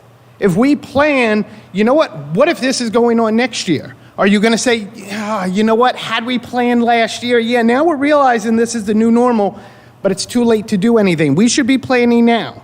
About 7 years ago, I sat in a meeting where they talked about decline in enrollment, the talk that they might shutter one of the schools, and there was all talk about there's so many less kids. How is the district going to be impacted? I'm wondering, we have 4 elementary schools. We have 6 grades. Was there any thought to saying, okay, all of kindergarten will go to this building with half of first grade, half of first in this school with all of second? I understand the kids need music. They can't sing out loud right now anyway. I would rather my kids be given a full education where, when they're young, where it really impacts them to be in school, getting education. I know the older kids would be impacted as well, but I'd rather say, okay, there's no music for right now. Like that's horrible. They need art, they need music, but right now they need an education more than they need that. I can do art with them outside. I can take them to museums as they open. I can play music, not as much as an art teacher or a music teacher, but parents can't make up for the education. Is there any thought to saying, like, okay, let's reconfigure the 4 elementary schools? We only have 6 grades. If we're using the art room, we're using the music room, we're using this, that would open. I can't imagine that all the kindergarten and half the first could not fit in an elementary school. This is exactly why we conducted the surveys, to see what parents, actually the one woman had left already, a very small percentage of parents absolutely will not send their children in and selected virtual, a very small percentage. Then the next group of community members of parents that were surveyed, another equally small, said that they would be more inclined to send them with a hybrid than to keep virtual because they want the social distancing. Right. The majority of parents in our community said they want full-time education, they want it however it can be delivered, and they want the full experience. At no point in our surveys did any parent say you could take away all of the specials. I don't think that was ever given an option. When I looked, it was three options. Do you want this, do you want this, or do you want this? There was no comment. We were pushed by the community to offer exactly what we have because many comments were, this is not going to last forever. So we are you planning that it will last forever? Is there now like a, you know what, let's at least plan going forward that this is the way it's going to be Which is for exactly 2, why 3, we bought these 4 devices, years. so that way kids are not passing we papers, can't everything's keep doing this. electronic turn-in, we're limiting the contacts. This is exactly why we expanded our initiative for technology from 2 grades to 13 grades. But the kids need to be in school. If you want to talk about the decimation of public education, this is what's going to lead to more people saying, so then charter schools are a great idea. We can't keep having kids do this. 1 year of this, the end of last year, I think most parents would say, my kid got 0 feedback. And I understand it was hard for everyone. Like, that was a wash. But now we have this year. No one's going to keep going for this, saying my kid's getting half an education. So they lost 1/3 of my daughter's kindergarten year. 1/3 is gone. Now you're going to take half of her first grade away because, let's be honest, the curriculum's not going to get covered. There's no way we can go in and say, yeah, they're going to cover a full curriculum this year. That's just, any teacher will tell you that's not going to happen. There's too much other stuff that needs to be done, all in September, all in October, safety. If this goes into 2nd grade, now she's lost half of first, half of second, 1/3 of kindergarten. If this is the new normal, you need to plan for that. And then if it's not, say, okay, we over-planned here. We don't need half of these plans. I think people would say, well, that's okay, because maybe we did. That there's nothing wrong with over-planning. Believe me, we are having these conversations. I hope so, because your answer was, if this is the new normal. Today, we are not hiring a double staff for the elementary level. That is today. I know, and you had said, though, if this is the new normal, so I'm asking, are you planning that this is the new normal? We are constantly having these conversations, yes. Okay, because I think that's what the community wants to hear. The community as a whole wants to hear, yeah, we know that, right now this is imperfect. Today, we hired custodial aides to keep the building safe and as germ-free as possible. Good. And then as we continue, we will build on the staff as we need to. Good, and I do hope... And as I said, everything has to be a transition. We're transitioning back from that abrupt stop to coming back together. And as Mr. Dolan said in all of his open mics and town halls, by Thanksgiving, we hope that we'll have something to be thankful for.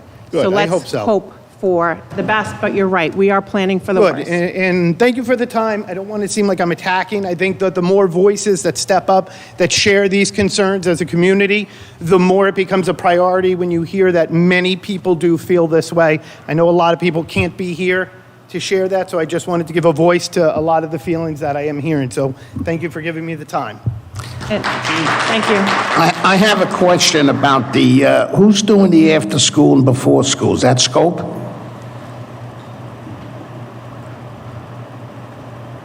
The program is through Eastern Suffolk BOCES. Is Scope handling the after-school program? No. Yes. No. No. Who's doing that? Nobody? Eastern Suffolk BOCES. I can't. BOCES. BOCES is doing it. Okay. Are we all set now? Is that all set in stone?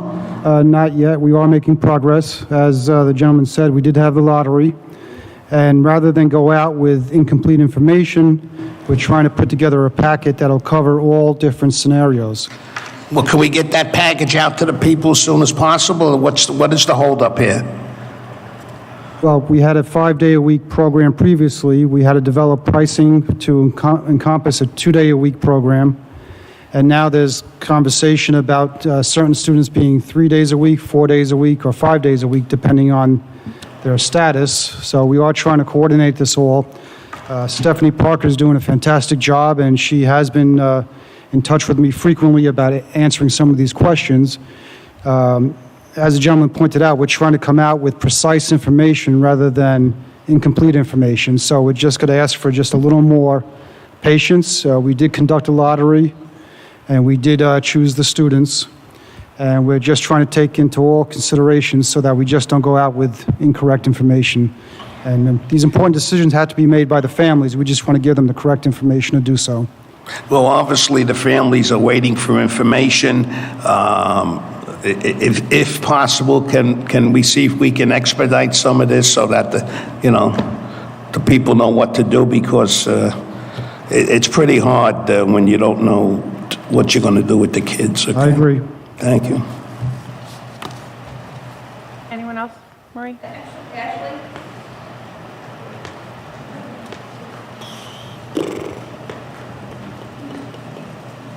Hi, I was sitting at home watching, and almost every board meeting I've said, should I go, shouldn't I go? And then when you said you had a few things to get off your chest, I was like, get in the car, here I come. I have a few things to get off my chest, which is nothing different than the others have said, except when I was driving here, it was torrential downpouring, lightning was striking, thunder, and I thought to myself, I feel like Mary Poppins when she arrives at the Bankses, and she's expected to do this miraculous job by snapping her fingers and singing a song. That's what I feel like my job as a mom is right now, to make these miracles happen that I don't know how to. I don't know what to do for childcare. I don't know what to do for my kindergartner, my second grader. I don't know how to ease their tension. I'm an educator. I'm excited about education. I believe in public education. I thank you all for being here. I know that you do not get paid for this job, and sitting through a forum like this is not a night in the park, but this is, these are our kids. This is so hard. I don't know why we keep getting these roadblocks, why we keep being told, well, before you had said you hired the custodian aides, you might be hiring teachers. Mr. Dolan had said back in March it was like building a plane in the air, but it sounds like your plan is to still build the plane in the air. We're still working on it day by day. I originally had a babysitter. I had my parents helping me. Then if I don't know what to do about health because now my kids are only in school for 2 days, then they're with a babysitter one day. I've asked my school about a leave of absence. I've inquired about private schools. I'm literally exhausting every option because my district is not providing for my children what I need, what they need, and what I expect them to have. I want to know why South Shore Children's Center can offer childcare for $75 a day in a district-owned building. Why is that allowed? When you're saying you don't have the space to provide for my children to go to school, but you own this building, and she's charging me for the days that my kids are not in school. Why is that allowed? You're asking about South Shore. I am. A building owned by the district. Why can she charge me, but you're saying you can't house my kids, but she can, but she gets paid for it? So she leases the space, from the district, because that space would otherwise be unused. Not this year. I know, but because of the declining enrollment. I understand, but she leases the entire space, and you're saying that you're having meetings with legal.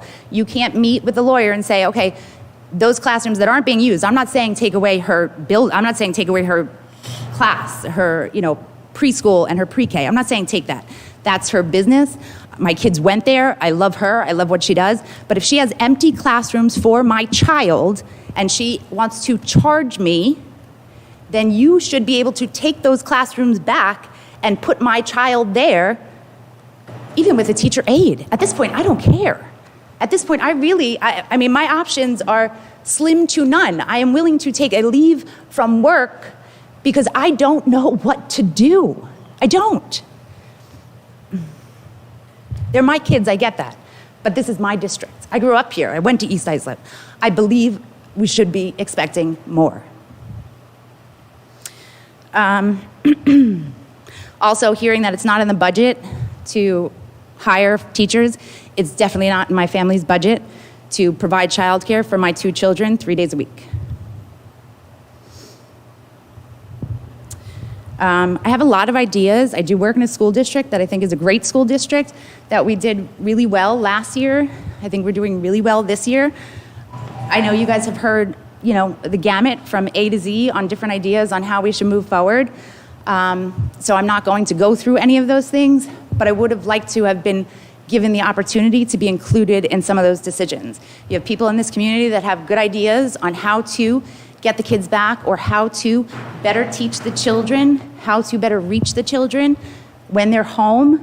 I don't know if I should send my kids to my mother because she's older, she's not technologically savvy. I don't know if my kids' school day is, they're expected to be online at any point from 9 to 3:30 because that's the school day, or if it's gonna be an abbreviated day. But if they're going live with their teachers, it can't be an abbreviated day because she can't possibly teach all of those subjects within 4 hours.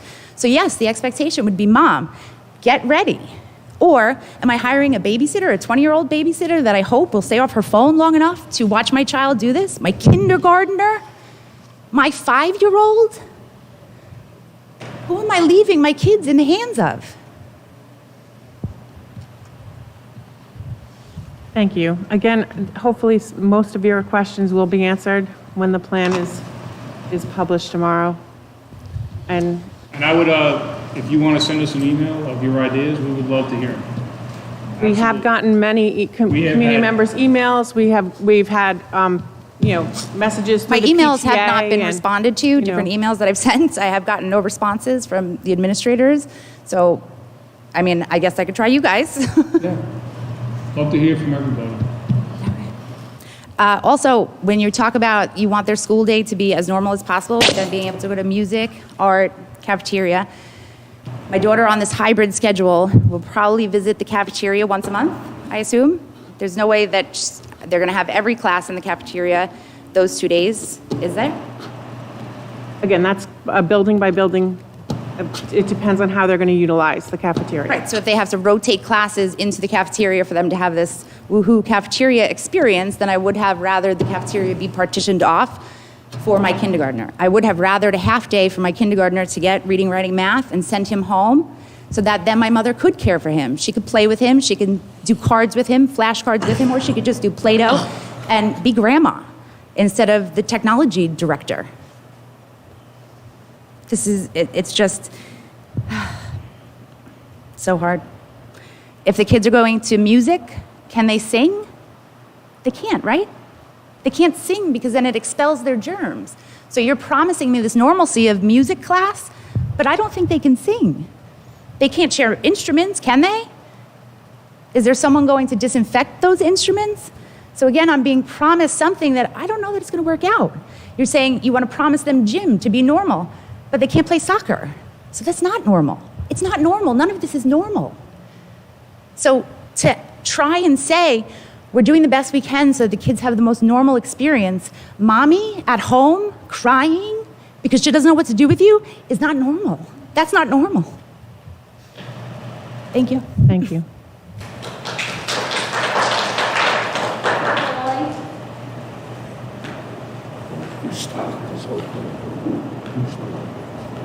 What I find frustrating is that you had 6 months.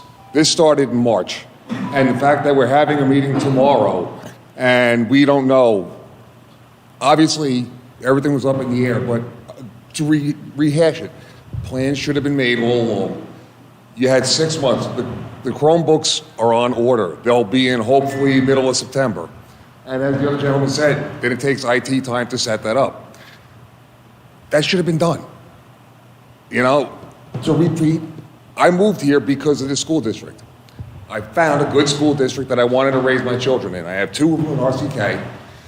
The complete lack of planning, today's August 27th. Let's have a meeting on August 28th to discuss what's going to happen in the beginning of September.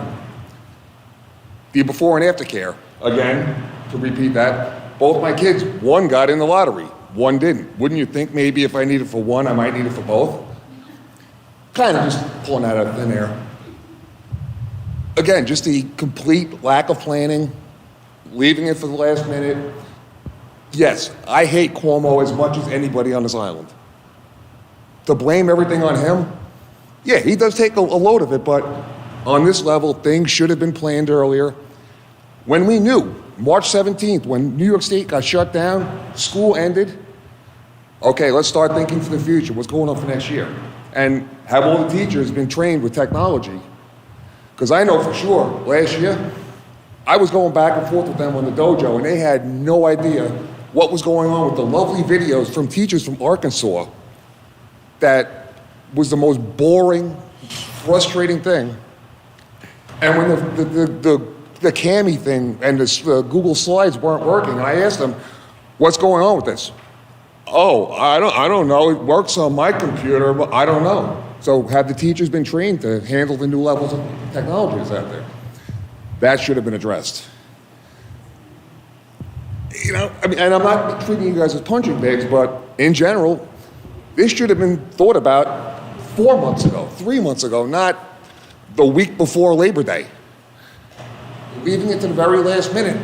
I have a full-time job. I'm an essential employee. I work for the town. My wife works for a hospital.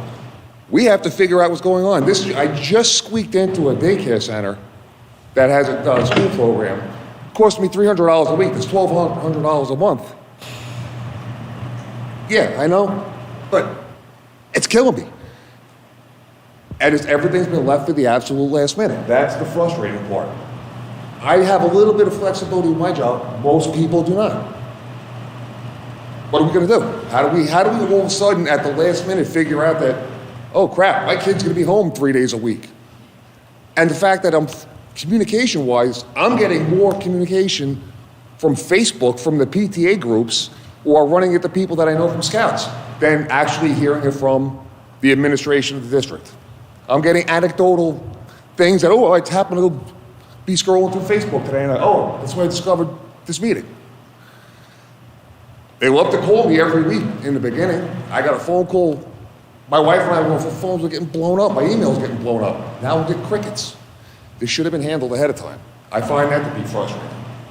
So, there, that's my 2 cents, but it should have been thought out earlier. Thank you.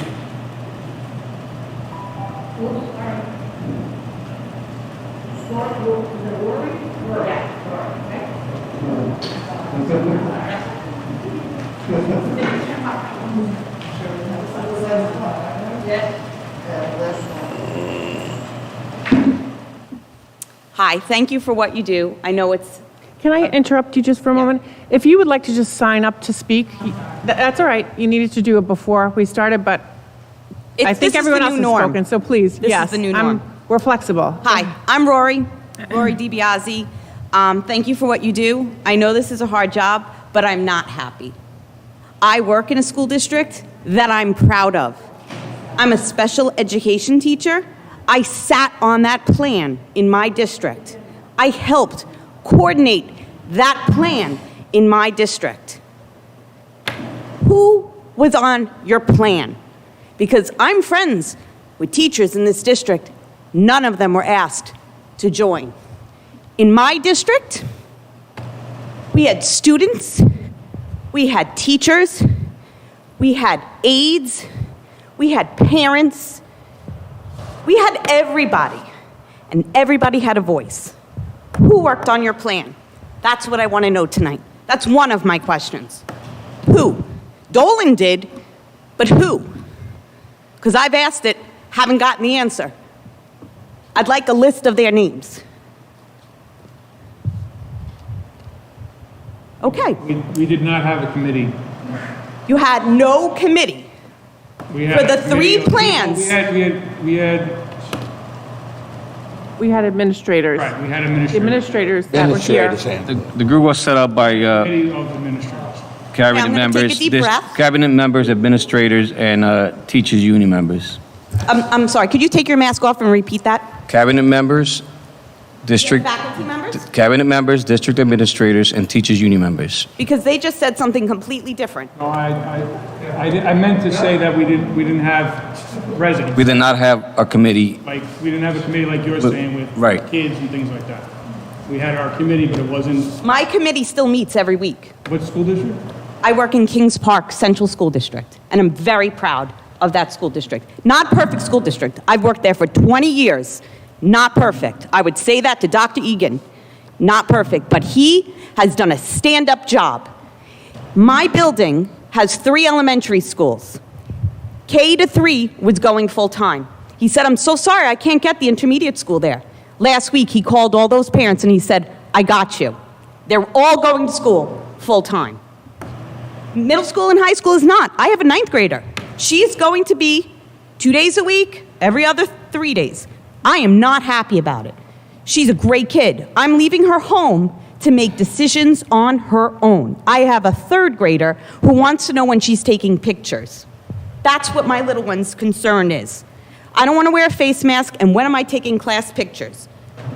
We have heard Dolan say, I'm here, I'm going to help you. I emailed him with my thought, haven't heard back from him. My girlfriends emailed the same ideas, haven't heard back from him. It was a great idea. Not going to share that tonight because it was denied. One of them did get denied. Chromebooks are a fabulous idea. It's the way we have to be. However, you just said you're spending all this money on photocopy machines. Why are we spending money on both? Why? You don't need 5 photocopy machines come halfway through the year. If you're using Chromebooks, you're pushing everything out on Chromebooks. I know. My school district last year pushed out 8th graders. I'm an 8th grade teacher. I was one of those teachers. In addition, now 7 through 12 got Chromebooks. 6, they're working on it. Your surveys did not ask any of these types of questions that you're bringing up tonight. So your surveys failed the district. My daughter last year went to school for about 120 days in 3rd grade and 9th grade. This year it'll be about 76. Now that you've added the extra Monday, it'll be about 100. So that's about, what, 215 for 2 grades? The school year's 180, 183 in some. And then you went and changed the times. And I was one of those people, I was probably the first parent to contact the district about morning care because South Shore isn't doing it anymore. And now you changed it. So now I'm going to have to rush home and hope that either a friend can pick up my kid or my 9th grader or I get home in time. Your teachers should have been part of this plan, and they weren't. And so you guys said you had a committee, or you didn't have a real committee. That was a big mistake. So thanks for doing what you've been doing, but it's not enough.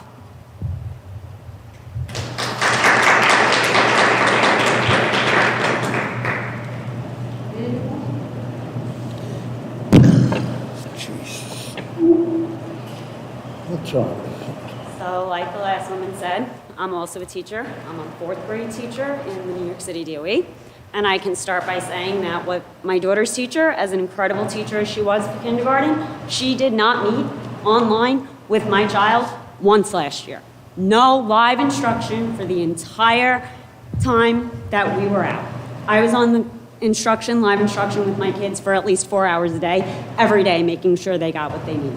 My daughter struggles, completely falling behind now. And then you guys, like the last parent said, we have maybe 100 days of school, and then today you decide you're gonna now take another hour a week away from my daughter on top of the 3 days she's already not getting. That's not acceptable.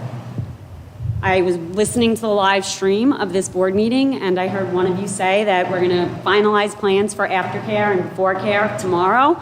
I was informed my daughter made it. So does that mean that that's going to change, that she's now not going to have aftercare?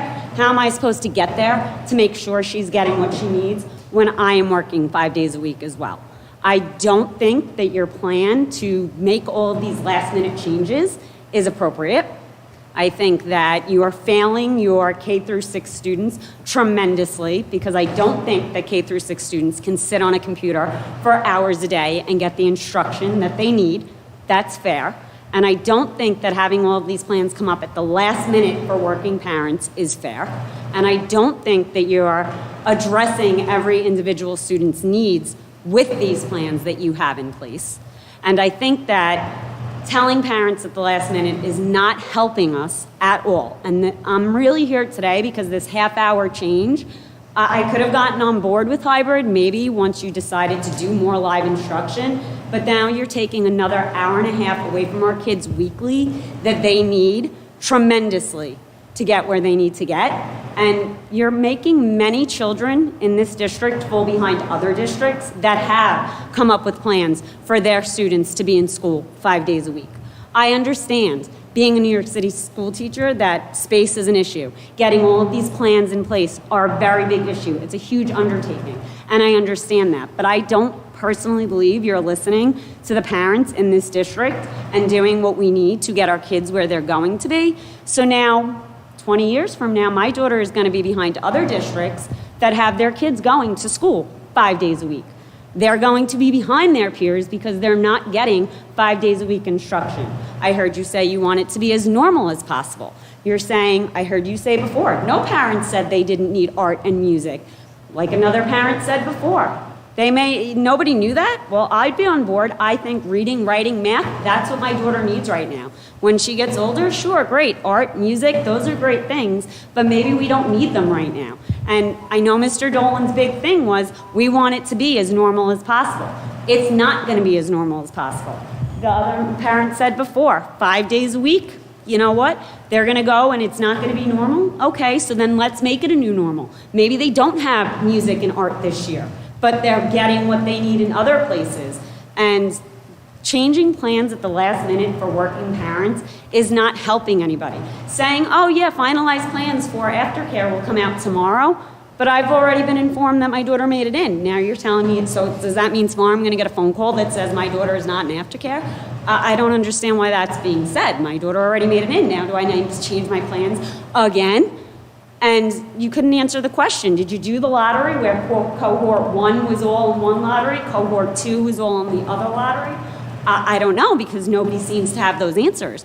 And that's not fair to the working parents that are trying to get on board and do what they have to do. I'm also curious to know how you're expecting us to, how are you holding my kid accountable if the teachers aren't really, I mean, if I go by last year, like I said, my daughter didn't see her teacher once for any type of instruction that was important. She did show and tell 2 weeks towards the end of the year, and my daughter's teacher was amazing. I'm not taking that away from her. I'm aware that she was, you know, oh no, we're not allowed to live stream. Oh, we can't use this method because the district told us we're not allowed to.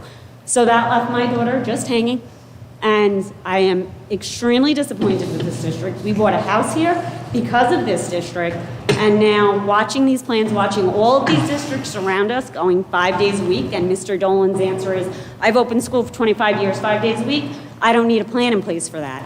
No, he did need a plan in place for that because his 25 years of opening school isn't the same as this year. This year was different, and clearly he had no plan in place. I know other districts that came out with the hybrid plan, parents freaked, guess what? They have a 5-day program now.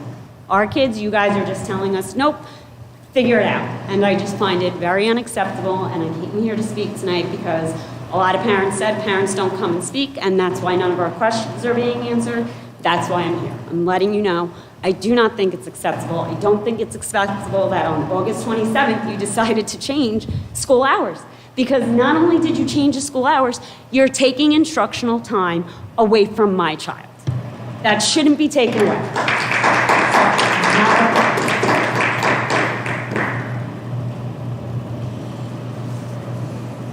That's it? Okay.